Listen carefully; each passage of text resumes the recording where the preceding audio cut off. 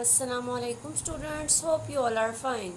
तो प्यारे बच्चों, welcome to my channel handwriting specialist. मुझे उम्मीद है कि मेरे प्यारे बहन भाइयों ने ज़रूर मेरी वीडियोस को वॉच करके उनकी प्रैक्टिस ज़रूर की होगी। तो फ्रेंड्स, अगर आपको वीडियोस अच्छी लगती हैं तो लाइक, कमेंट और शेयर ज़रूर कीजिए। इससे वीडियो बनाने वाले को मोटिवेशन मिलती है। और वीडियो स्टार्ट करने से पहले अगर आपने मेरा चैनल सब्सक्राइब नहीं किया तो भागकर चैनल सब्सक्राइब कर दें। तो आज मैं हाजिर हुई हूँ हैंड राइटिंग कोर्स की। क्लासेस हमारी ख़त्म हो चुकी थी, वो कोर्स हमारा एंड हो चुका था।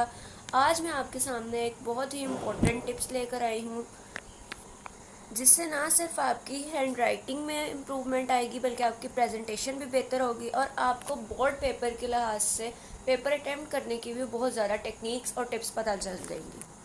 मुझे उम्मीद है कि ये वीडियो आप सब फ्रेंड्स के लिए, बहन भाइयों के लिए इंशाल्लाह हेल्पफुल होगी। तो विदाउट वेस्टिंग टाइम अपनी वीडियो स्टार्ट करते हैं। इससे वीडियो स्टार्ट करने से पहले मैं आपको एक बात कहना चाहूँगी कि अगर आप ये पॉइंट्स नोट कर सकते हैं, ये 10 इम्पोर्टेंट पॉइंट्स, तो इन्हें ज़रूर नोट कर लीजिएगा, क्योंकि जो चीज़ें हम देखते हैं वो हमें वक्ती तौर पर याद रहती है। जब हम वीडियो वॉच करेंगे तो कुछ देर हमें वो पॉइंट्स याद रहेंगे, लेकिन बाद में जब हम अपनी प्रैक्टिस स्टार्ट करेंगे तो हमें वो पॉइंट्स भूल जाएंगे। तो आपने इस चीज़ को यकीनी बनाना है कि आप वो पॉइंट्स नोट करें और जब आप प्रैक्टिस करें तो उन पॉइंट्स को ज़रूर अप्लाई करें। तो सबसे पहले पॉइंट में मैं आपको बताऊंगी कि आपने कौन सा कट मार्कर यूज़ करना है, किस कलर में यूज़ करना है। तो मेरे पास यहाँ पर जो मैं स्टेशनरी यूज़ करी, टोटल स्टेशनरी मैं आपको बता देती हूँ। इस वक्त मेरे पास जो है एक स्केल है, वो भी पास नहीं है। पेन्स हैं दो, पेन्स के बारे में भी आपको बाद में गाइड करूँगी। एक ब्लैक पॉइंटर है और उसके अलावा मार्कर। फर्स्ट पॉइंट में हम बात करते हैं मार्कर्स के बारे में कि हमने कौन से मार्कर, कट मार्कर यूज़ करने हैं। मैं आपको कहूँगी कि आप सारा पेपर 604 या 5 से नहीं करें, बल्कि 604 और 5 दोनों का यूज़ अच्छे से सीखें, प्रैक्टिस करें और दोनों का इस्तेमाल में लाएँ पेपर में। क्योंकि जब हम सारा पेपर एक ही मार्कर से अटैम्प्ट कर देते हैं तो उसकी खूबसूरती ख़त्म हो जाती है। तो आपने जो है कट मार्कर 604 और 5 दोनों यूज़ करने हैं। अब आप कहेंगे आप भी कट मार्कर 604 और 5 लें, तो वो तो दो होते हैं, आपके पास तो इतने सारे हैं। तो मैंने एक ब्लैक में लिया है 605, एक ब्लू में, ये दो हो गए। और जो ये साइड से मैंने इसकी निशानी लगाई हुई है, ये काटा हुआ है, इसका ये उतारा हुआ है, ये क्यों, ये मार्कर अलहदा है, इसकी मैं आपको अलहदा गाइडलाइन दूंगी। तो मेरे पास इस वक्त 3 मार्कर्स हैं। अब कुछ बच्चे पसंद करते हैं कि आप ही हम कैसे पता चले कि हम ब्लैक कलर यूज़ कर सकते हैं या नहीं। स्टूडेंट्स एक बात हमेशा याद रखें, जो बोर्ड पेपर होता है उसमें या ब्लैक कलर अलाउ होता है या ब्लू, मोस्टली ब्लू कलर ही यूज़ होता है। कुछ बोर्ड, जैसे मैंने लाहौर बोर्ड से पेपर दिए थे, तो मेरे बोर्ड में ब्लैक कलर भी अलाउ था। अब आपको कैसे पता चलेगा कि आपने कौन सा कलर यूज़ करना है? तो इसके लिए आप जो है बोर्ड की जो आंसर शीट्स हैं, यूट्यूब पर आपको बहुत ज़्यादा वीडियोस मिल जाएंगी। मैं भी इंशाल्लाह अपने चैनल पर इससे रिलेटेड वीडियो ज़रूर पुट करूँगी, आपको आंसर शीट के बारे में इंस्ट्रक्शंस दूँगी। तो आपने कोई भी वीडियो निकाल कर आंसर शीट देख लेनी है अपने बोर्ड की, जिस सिटी से आप बोर्ड के पेपर दे रहे हैं। जैसे गुजरांवाला बोर्ड हो गया, उसमें ब्लैक कलर अलाउ है। अब जो आंसर शीट होती है उसके जो स्टार्ट होता है उसमें हमारे पास कुछ इंस्ट्रक्शंस उन्होंने हमें दी होती हैं कि अगर हमारा बबल शीट पर बबल सही फिल ना हुआ तो वो गलत हो जाएगा, पूरा फिल ना होया हुआ तो वो भी गलत हो जाएगा, और अगर एक लाइन में 2 बबल्स फिल हुए हुए तो वो भी गलत हो जाएगा। इंशाल्लाह बबल शीट पर भी मैं ज़रूर वीडियो पुट करूँगी चैनल पर। तो जो इंस्ट्रक्शंस हैं उन्हीं में थर्ड पॉइंट या फोर्थ पॉइंट लिखा होता है। आई थिंक कुछ बोर्ड्स में तो फर्स्ट पॉइंट पे बताया होता है कि आपने कौन से कलर की इंक यूज़ करनी है, ब्लैक अलाउ है या ब्लू। हमारे बोर्ड में जो है ब्लैक अलाउ था कलर का मार्कर, तो मैंने वो यूज़ किया था। इससे ब्लू और ब्लैक का कम्बिनेशन पेपर में बहुत ज़्यादा अच्छी प्रेजेंटेशन देता है और गुड इम्प्रेशन डालता है एग्जामिनर पर। तो आप अगर पहले तो कोशिश करें कि ख़ुद आप उर्दू बाज़ार से जो है वो उस तरह के आंसर शीट्स या वीडियो देखकर आप ये जानने की कोशिश करें कि जो है आपके बोर्ड में ब्लैक कलर अलाउ है या नहीं। तो आप उसके अलावा अगर आप वीडियो भी नहीं आपको मिल रही, या सबसे आसान तरीका जो है वो मैंने आपको बताया वीडियो का है। या फिर आप उर्दू बाज़ार से वो आंसर शीट बाय कर लें। अगर आपको दोनों चीज़ें अवेलेबल नहीं हैं, आपके लिए ईजी नहीं है, तो जो सबसे आसान तरीका है वो है कि आप जो अपने सीनियर्स जो ऑलरेडी 9th क्लास के पेपर्स अटैम्प्ट कर चुके हैं बोर्ड के, उनसे जो है गाइडलाइन लें। वो इंशाल्लाह आपको बता देंगे, क्योंकि उन्होंने इंस्ट्रक्शंस को रीड किया होगा, सब पेपर्स दिए होंगे, उन्हें अच्छी तरह आइडिया होगा कि कौन सा कलर यूज़ करना है और कौन सा नहीं। तो आप कट मार्कर 604 और 5 यूज़ करें ब्लैक और ब्लू कलर में, और आपने ब्लैक कलर तब यूज़ करना है जब आपको अलाउ हो। तो फर्स्ट पॉइंट हमारा क्या है, first point to be noted is use cut marker 604 and 5 in black and blue colour, use black colour if it is allow. Okay, so next point पे चलते हैं, जो आई थिंक सबसे ज़्यादा इम्पोर्टेंट है बिगनर्स के लिए, जिनको कुछ थोड़ा बहुत आता है कट मार्कर से लिखना, उन्हें आइडिया होगा कि मैं किस चीज़ के बारे में बात करने जा रही हूँ। तो आपने क्या करना है कि जब भी आपने कट मार्कर से लिखना है तो आपके पास कट मार्कर की निब कुछ यूँ होती है, एक साइड थिक होती है और एक साइड थिन होती है। जो बारीक साइड है वो आपने सबसे पहले देखना है कि आपने निब को आइडेंटिफाई करना है। अब उर्दू में कैसे लिखने के लिए कट मार्कर से कैसे कट मार्कर को होल्ड करते हैं, और इंग्लिश में, दोनों के डिफरेंट वे हैं। तो आपने इस चीज़ को ज़रूर आइडेंटिफाई करना है। निब का बहुत ज़्यादा ख्याल रखना है कि कौन सी साइड कौन से पार्ट में है, ये इंग्लिश या उर्दू पार्ट में। तो जब हम इंग्लिश में लिखते हैं तो जो आपकी ये बारीक निब है वो राइट साइड पर आती है, और जब उर्दू में और जो मोटी है वो लेफ़्ट साइड पर आते हैं। अगर उर्दू की बात करें तो बिल्कुल बरअक्स हो जाता है इसके, जो बारीक निब है वो लेफ़्ट साइड पर आ जाती है, और जो है मोटी निब वो राइट साइड पर आ जाती है। कंफ्यूज हो गई हूँ मैं लेफ़्ट राइट में। तो अब अगर हम इधर लिख कर देखें इंग्लिश में, जैसे मैंने आपको बताया कि हमने जो है ऐसे मार्कर होल्ड करना है, आपकी जो बारीक निब है वो लेफ़्ट साइड पर हो और मोटी निब राइट साइड पर। अब अगर हम कोई वर्ड लिखें, जैसे हम लिखते हैं मैथ, तो ऐसे देखें, मैंने लेफ़्ट साइड पर अपनी बारीक निब रखी हुई है और राइट साइड पर मोटी निब, ऐसे मैथ्स। यहाँ अगर आप मैथमेटिक्स लिखना चाहें तो मैथमेटिक्स, तो वो कुछ यूँ लिखा जाएगा। अब आपने देखा, नोट किया होगा कि मैंने जब कट मार्कर 605 से इंग्लिश हैंड राइटिंग में लिखा तो मेरी जो बारीक निब है वो लेफ़्ट साइड पर थी। इसके अलावा अगर मैं उर्दू में लिख कर दिखाऊँ आपको, जैसे हम उर्दू में लिखते हैं दरख्वास्त, लिख लेते हैं वर्ड दरख्वास्त, तो आप देख सकते हैं मेरी बारीक निब राइट साइड पर है और मोटी निब लेफ़्ट साइड पर है। दरख्वास्त, आपने इस चीज़ का ख़ास ध्यान रखना है। स्टूडेंट्स को इस चीज़ का आइडिया नहीं होता, और जो उनकी राइटिंग है इसी वजह से इम्प्रूव होने की बजाय मज़ीद पुअर और गंदी और बुरी हो जाती है। तो अब आप देख सकते हैं इसमें और इसमें फ़र्क। जब इधर लिखा गया तो वो बारीक निब को लेफ़्ट साइड पर रख कर लिखा गया, और जब इधर लिखा गया तो बारीक निब को राइट हैंड साइड पर रख कर लिखा गया। तो सेकंड पॉइंट क्या है कि आपने हमेशा अपनी निब को आइडेंटिफाई करना है कट मार्कर से लिखने से पहले। उम्मीद करती हूँ ये 2 पॉइंट्स आपको अच्छी तरह समझ आ गए होंगे, और आप जब लिखेंगे इसको प्रैक्टिस करेंगे तो अमली तौर पर ज़रूर अपनाएंगे। फिर कह रही हूँ आपको कि आप ये पॉइंट ज़रूर नोट कीजिएगा, ये चीज़ आपके लिए इम्पोर्टेंट है। उसके बाद अगर हम बात करें थर्ड पॉइंट की, तो वो ये है कि आपने कभी भी मार्कर से जब लिखना है प्रेस करके नहीं लिखना। Do not press marker while writing with cut marker. Okay, तो अगर मैं आपको साथ रीज़न भी बता देती हूँ। जब हम कट मार्कर से लिखते हैं तो हमारे मार्कर की जो ये निब है बहुत नाजुक होती है, ये फटाफट आपकी ख़राब हो जाएगी। आपका एक कट मार्कर 2 से 3 दिन पे नहीं चलेगा, और दूसरी बात आपका वर्ड भी बहुत अजीब लिखा जाएगा।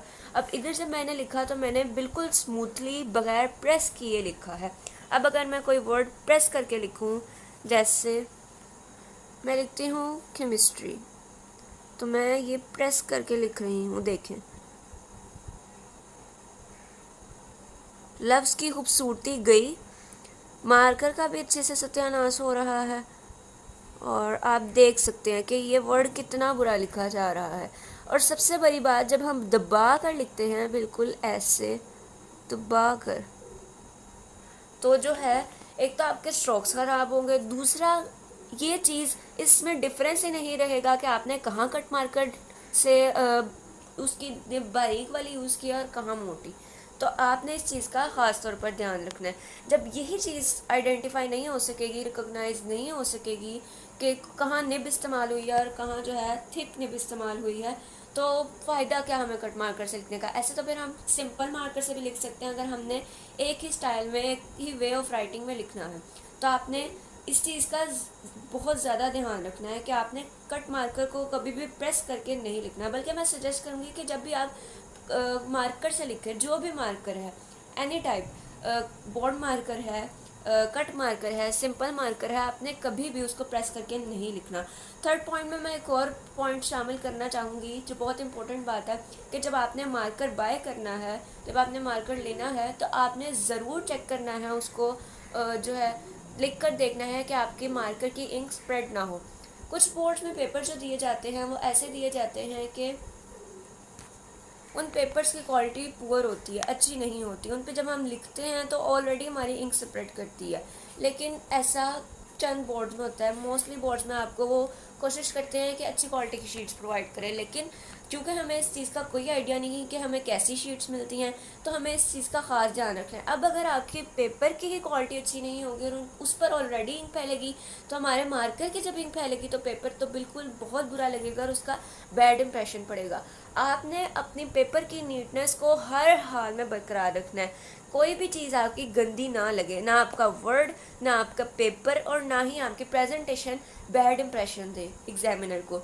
जो पेपर प्रेजेंटेशन है उसका मकसद अपने पेपर को खूबसूरती ही देना है ना, तो इसलिए हमने अपनी पेपर की नीटनेस का बहुत ज़्यादा ख्याल रखना है। अब वो पॉइंट्स जिसमें आपकी पेपर की नीटनेस इंपॉर्टेंट है, वो आपने ज़रूरी तौर पर उनको नोट करना है और अच्छी तरह से उनकी प्रैक्टिस करनी है और उनको अपनी तौर पर अप्लाई करना है अपनी हैंड राइटिंग में।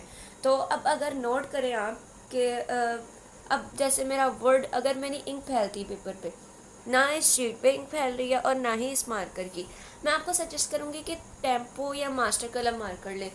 मोस्टली एरियाज़ में ये दो मार्कर ही अवेलेबल होते हैं, लेकिन मैंने देखा है कि अब जो है मार्कर की और भी टाइप्स आ गई हैं, और भी कंपनीज आ गई हैं। तो आप लेने से पहले ज़रूर चेक कर लीजिएगा कि आपके मार्कर की इंक ना फैले। सो थर्ड पॉइंट क्या था, दोबारा मैं आपको बता देती हूँ कि आपने मार्कर से लिखते हुए कभी भी प्रेस करके नहीं लिखना। और दूसरी बात, हमेशा अपने मार्कर से लिखते हुए पहले आपने चेक करना है कि आपके मार्कर की इंक स्प्रेड ना हो। सो उम्मीद है आपको तीनों पॉइंट समझ आ गए होंगे। पहले मार्कर में मैंने आपको कहा कि 604, 5 दोनों इस्तेमाल करें। ब्लू और ब्लैक कलर ही अलाउ होता है। ब्लैक कलर उस सूरत में आप इस्तेमाल करें जब आपके बोर्ड में वो कलर अलाउ हो। दूसरी बात मैंने आपको कही कि आप हमेशा लिखने से पहले अपनी निब की मार्कर की निब को आइडेंटिफाई करें। आपको पता होगा जब आपने कट मार्कर से इंग्लिश में लिखना है तो कैसे मार्कर को होल्ड करना है, किस तरह कौन सी निब आनी है, और जब उर्दू में लिखना है तो तब कैसे करना है। और थर्ड पॉइंट जो मैंने अभी आपको बताया कि आपने मार्कर से कभी भी प्रेस करके नहीं लिखना और हमेशा मार्कर को चेक करना है कि उसकी इंक स्प्रेड नहीं हो रही है या नहीं। तो चौथा पॉइंट जो है वो हमारे पास है कि आपने कोशिश करनी है कि आप कटिंग किसी सूरत ना करें। इस चीज़ को मुमकिन तौर पर यकीनी बनाएं कि जो है आप पेपर में कटिंग बहुत कम करें और कोशिश करें कि आप कटिंग ना ही करें। और अगर आप कटिंग कर रहे हैं तो उसका जो अच्छा तरीका है वो ये है, जैसे अब मेरा ये वर्ड गलत हो गया तो मैं इसके ऊपर ऐसे कर दूँ, यहाँ ब्रैकेट्स के ऊपर क्रॉस लगाकर ऐसे एग्जामिनर को बता दूँ कि ये वर्ड गलत हो गया है, ये मैंने कट किया और ये आप काउंट ना करें मेरे पेपर के वर्ड्स में। लेकिन जो स्टूडेंट्स हैं वो क्या करते हैं, अच्छे से उसके ऊपर गन मार लेते हैं और वर्ड को प्रोमिनेंट कर देते हैं। तो एग्जामिनर क्या करता है, पहली नज़र में जब वो पेपर देखता है तो उसकी पहली नज़र ही इस वर्ड पर पड़ती है, क्योंकि उसके ऊपर वो हाईलाइट हुआ हुआ लग रहा होता है। इस वे ऑफ कटिंग में अगर आप कट करें तो शायद आप बच सकते हैं, बचने के चांसेस हैं, क्योंकि ये एग्जामिनर पूरा पेपर रीड नहीं करता। लेकिन अगर आप बिल्कुल ही उसके ऊपर गंद मार देते हैं, और मैंने आपको पहले भी कहा कि आपने हर कोशिश करनी है कि आपने जो है अपने पेपर की नीटनेस को बरकरार रखना है। तो अगर आप इसके ऊपर ही गन मारकर इसको वर्ड को अजीब सा कर दें और वो हाईलाइट हो, तो पेपर एग्जामिनर की पहली नज़र ही इस पर पड़ेगी और वो कहीं ना कहीं आपके 1-2 मार्क्स डिडक्ट कर ही लेगा। लेकिन आपने जो सबसे अच्छी बात ये करनी है सबसे ज़रूरी काम कि आपने कोशिश करनी है कि जब आप अपने स्कूल का काम करें तो उसकी प्रैक्टिस में कोशिश करें कि बिल्कुल भी कटिंग ना हो। जब आपकी कटिंग की आदत ख़त्म हो जाएगी तो वो ऑलरेडी फिर आपके पास बोर्ड में कट करने के कोई चांसेस नहीं होंगे। कुछ स्टूडेंट्स को इतनी गंदी और पक्की आदत होती है कटिंग करने की कि वो एक वर्ड लिखते हैं, उसके बाद एक वर्ड काटते हैं, फिर एक वर्ड लिखते हैं, फिर एक वर्ड काट देते हैं। इस चीज़ का भी बहुत बैड इंप्रेशन पड़ता है। अगर आप कहें कि मैं एक लाइन में इसी तरह से 3-4 वर्ड्स कट कर दूं और बच जाऊँ एग्जामिनर से, तो ऐसा तो बिल्कुल भी नहीं होगा। एक लाइन में एक वर्ड चलता है, एक पेज में भी एक वर्ड हो तो वो बैड इंप्रेशन देता है, लेकिन बचने के चांसेस होते हैं। लेकिन अगर आपके पूरे पेपर में सिर्फ कटिंग ही कटिंग होगी तो एग्जामिनर आपको कुछ भी मार्क्स नहीं देगा। तो आपके पास fourth point to be noted ये है कि आपने कटिंग करने की आदत को ख़त्म करना है। और अगर आप कटिंग करते हैं तो इतनी केयरफुली और इतनी नीटली कट करें कि एग्जामिनर को ध्यान ना जाए उस वर्ड पर। तो उम्मीद है कि आपको ये चारों वर्ड समझ आ गए होंगे। पांचवा जो है पॉइंट वो ये है कि जब भी आपने मार्जिनल लाइंस लगानी है, हेडिंग के नीचे वाली लाइंस अलग है, मार्जिनल लाइंस जो आप पेपर के साइड पर लगाते हैं, आपने इस बात को याद रखना है कि जो बोर्ड में आपको आंसर शीट्स दी जाती हैं वो उस पर आपकी मार्जिनल लाइंस नहीं लगी होती। जैसा कि ये पेपर है मेरे पास, अब इस पे जो है साइड की मार्जिन लाइंस नहीं लगी हुई, आप देख सकते हैं स्टूडेंट ने खुद कट मार्कर से लगाई हुई हैं। अब सवाल ये आता है कि पेपर में क्या इतना टाइम होता है कि हम पहले एक मोटी लाइन लगाएं फिर एक बारीक लाइन लगाएं ताकि हमारे पेपर की खूबसूरती बढ़ जाए? प्यारे बच्चों, ये चीज़ बिल्कुल गलत है कि आप पहले बैठकर एक मोटी लाइन लगाएं फिर बारीक लगाएं और सारा साल इसकी प्रैक्टिस करें ताकि पेपर में जाकर आपको आदत हो। ये चीज़ इंतहाई गलत है। तो प्यारे बच्चों, यही छोटी छोटी चीज़ें होती हैं जो पेपर में आपके मार्क्स बढ़ने का भी सबब बनती हैं और कम होने का भी सबब बनती हैं।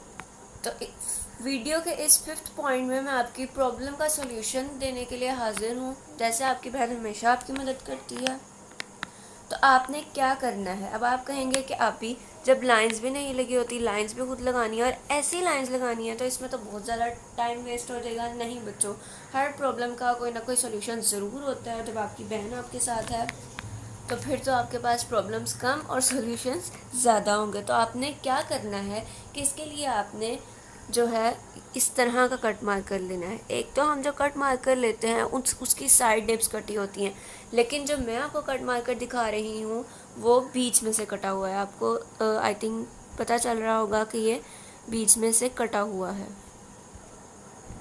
ये देखिए, अब आपको वाज़ेह तौर पर पता चल रहा होगा कि इस मार्कर में और बाकी कट मार्कर्स में क्या फ़र्क है। अब ऐसे मार्कर्स कुछ एरियाज़ में इजीली अवेलेबल होते हैं, मोस्टली एरियाज़ में ऐसे मार्कर नहीं होते जो आपको मार्जिनल लाइंस के लिए बीच में से कट करके आपको सेल करें। तो इसके लिए आपको खुद थोड़ी जद्दोजहद करनी पड़ेगी, खुद थोड़ी मेहनत करनी पड़ेगी। इसको आप खुद स्टील के स्केल से, लोहे के स्केल से या नाइफ से या किसी शार्प चीज़ से, ब्लेड वगैरह से आप खुद इसको बीच में से कट करेंगे। और जब आप कट करेंगे तो कुछ इस तरह की लाइंस लगेंगी इससे। अब जैसे अगर मैं अपनी शीट पर आपको इससे लाइन कुछ करके दिखाऊं तो वो ऐसे लगेगी लाइन। तो ऑलरेडी आपकी बारीक और मोटी लाइन साथ ही लग जाएगी। तो आपने ये चीज़ जो है आपके लिए आई थिंक सबसे ज़्यादा हेल्पफुल होगा ये पॉइंट, जिसमें मैंने आपको बता दिया कि आपने मार्जिन लाइंस किस तरीके से लगानी है।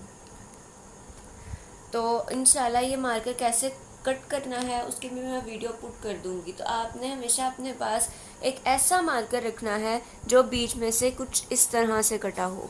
तो मैंने आपको कहा था वीडियो के स्टार्ट में कि मैंने एक मार्कर को जो है निशानी के तौर पर इसकी ये जो होती है ये काट कर रखी है।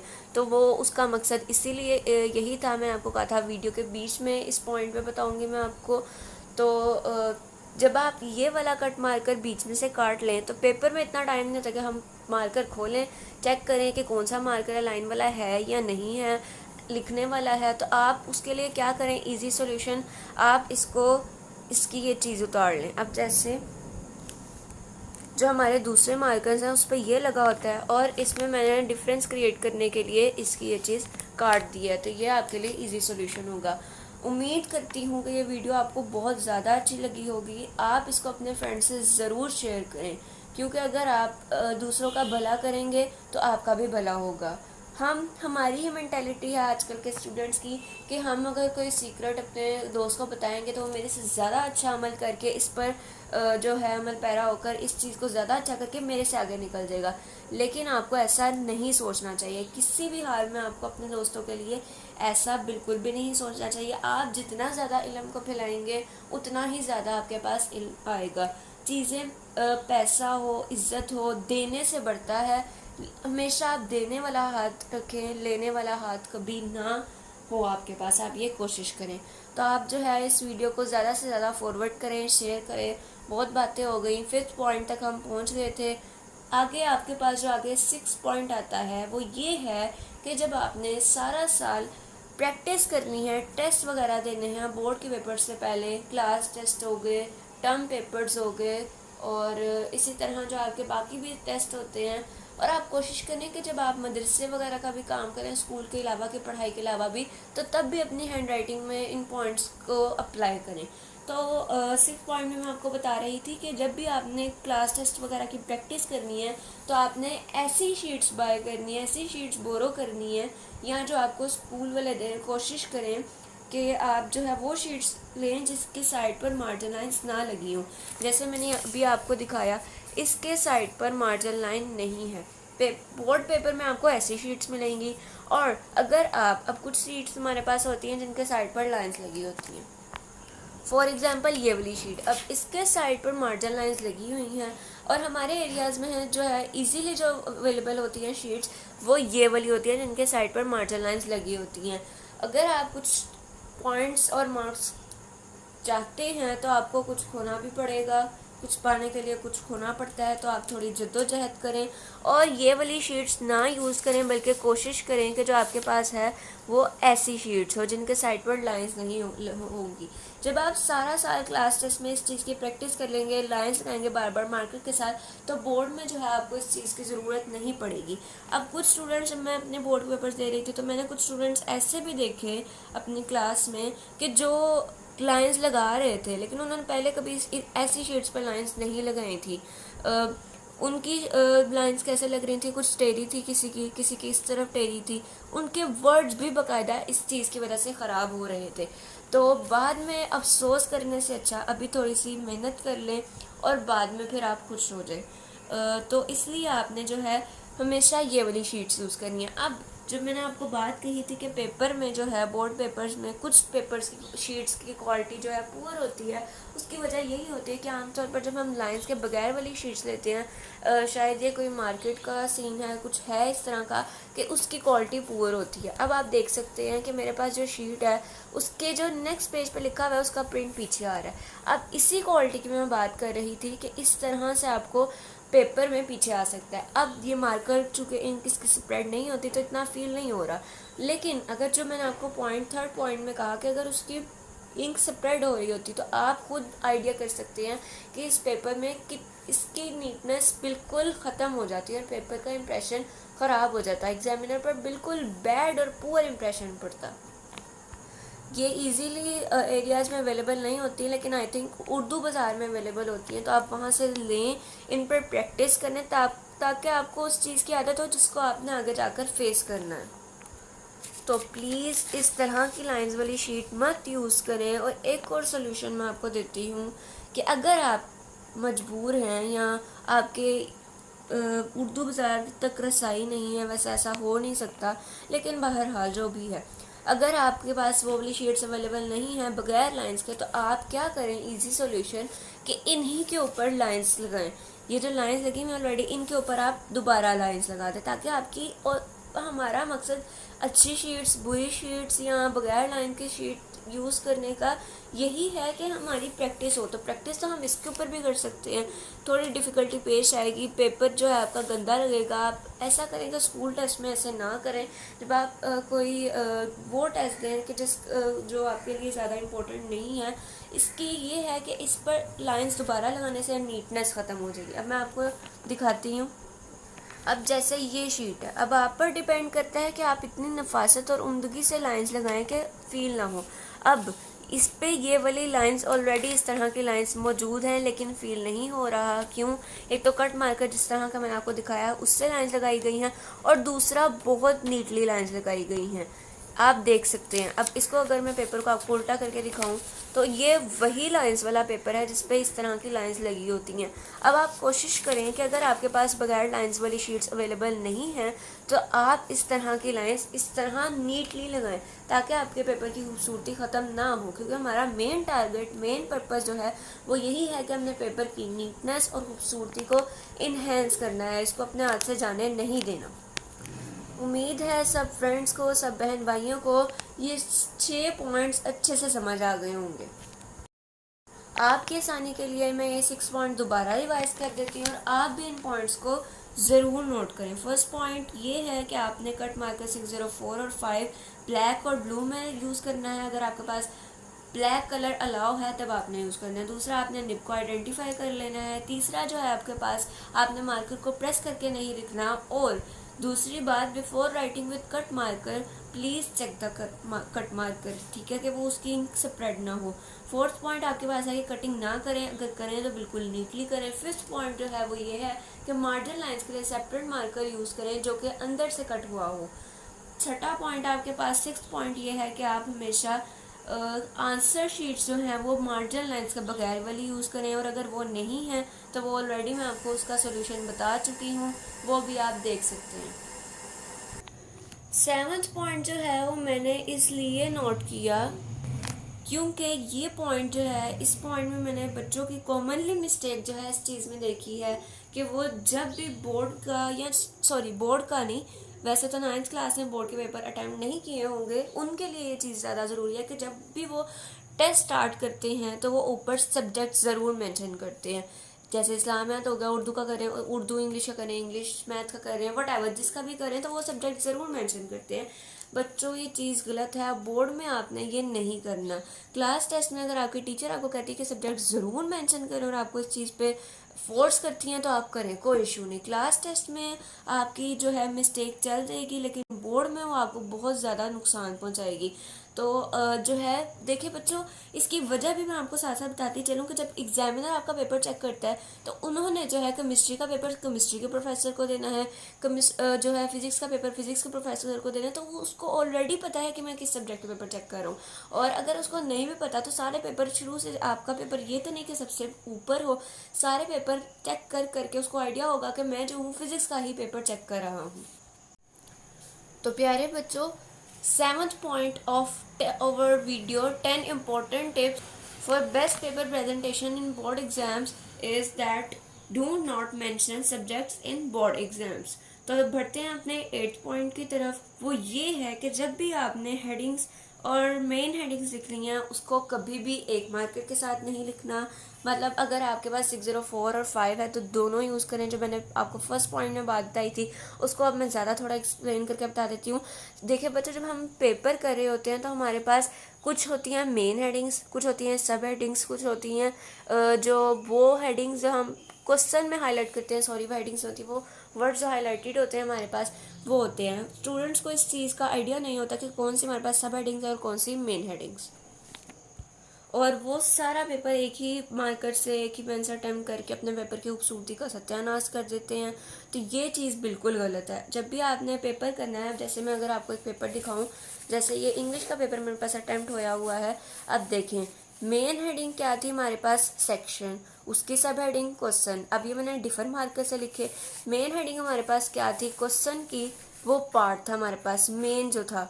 और जो है सब हेडिंग वो पेट्रियोटिज्म थी, क्वेश्चन की सब हेडिंग। तो वो जो है हमने 604 से लिखी है। हमेशा याद रखें, आपको आइडिया देने के लिए कि आपने सब हेडिंग और हेडिंग में क्या फ़र्क रखना है। मेन हेडिंग में हमेशा मेन हेडिंग कट मार्कर 605 से लिख लें और सब हेडिंग 604 से लिख लें।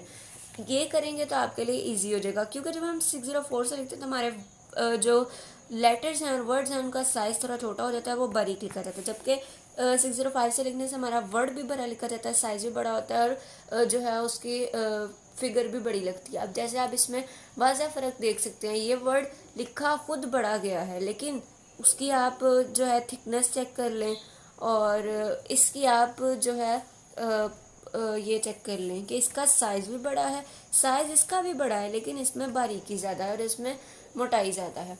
तो ये चीज़ आपने ध्यान रखनी है। उसके अलावा जो इसमें 8वें पॉइंट में जो मेन बात है वो ये है कि जब भी आपने पेपर करना है और अगर आप कट मार्कर 605 यूज़ करें, सॉरी हाँ 605 ब्लैक यूज़ करें, अच्छा वैसे 604 में भी ब्लैक होता है, अगर आप चाहें तो वो भी यूज़ कर सकते हैं।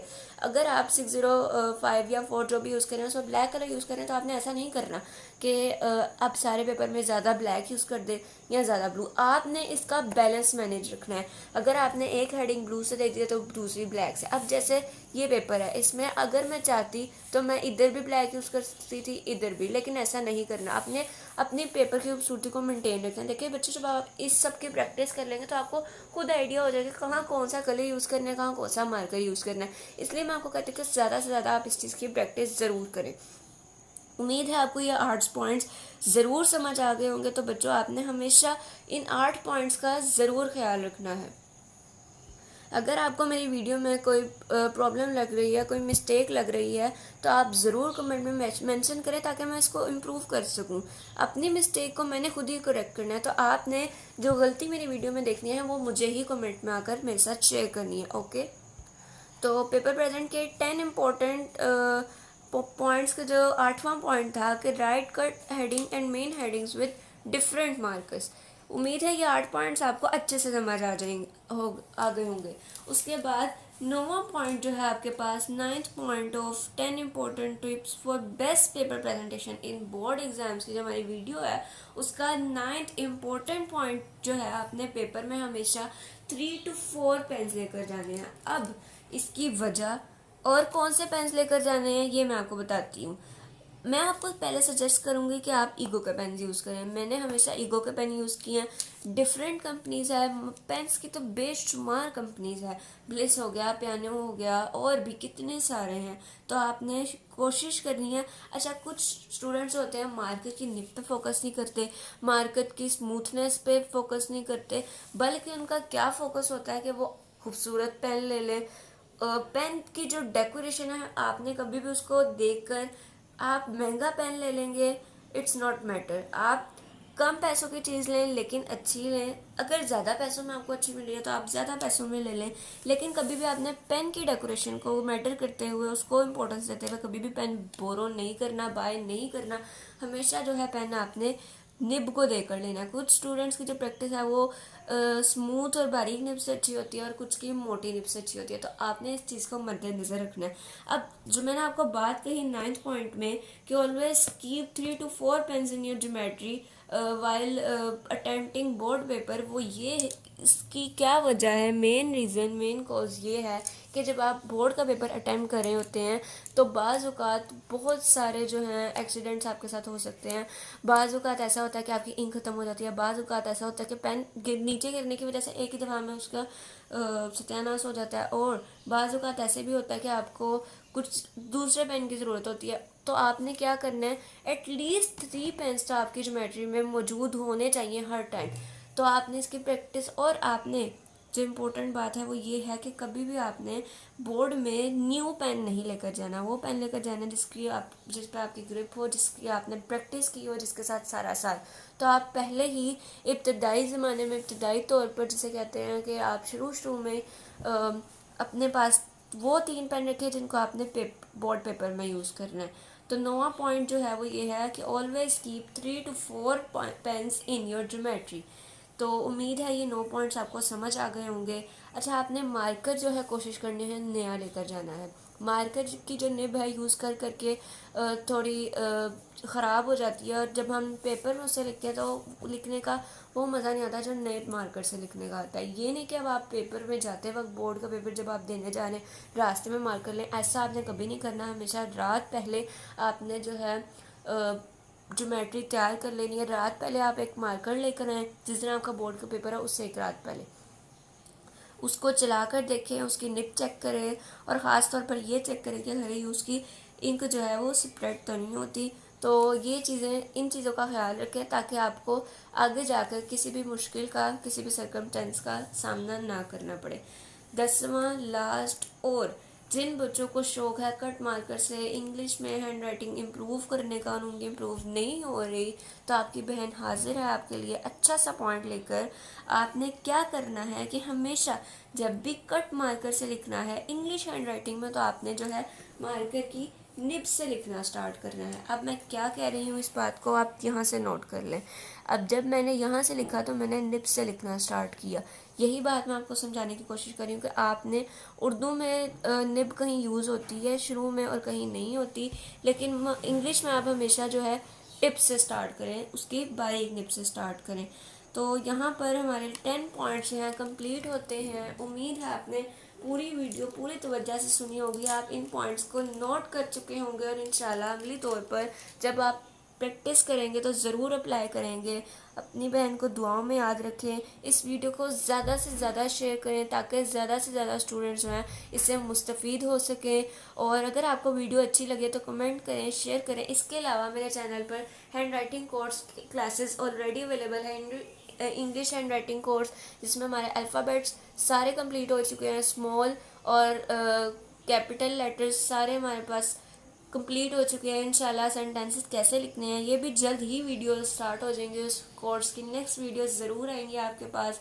ये भी मुझे कुछ स्टूडेंट्स ने कहा था कि पेपर प्रेजेंटेशन की जो है वीडियो हमें चाहिए, तो वो इसलिए मैंने पहले ये वीडियो बना दी ताकि आपके लिए कोई भी मुश्किल ना हो। मज़ीद आपको किस टॉपिक में डिफ़िकल्टी आ रही है, किस में मुश्किल का सामना आ रहा है, आप ज़रूर बताएं। जहाँ तक मेरे से मुमकिन हो सका मैं ज़रूर कोशिश करूँगी कि आपकी मदद करूँ। अगली वीडियो तक के लिए दुआओं में याद रखें। अल्लाह हाफ़िज़।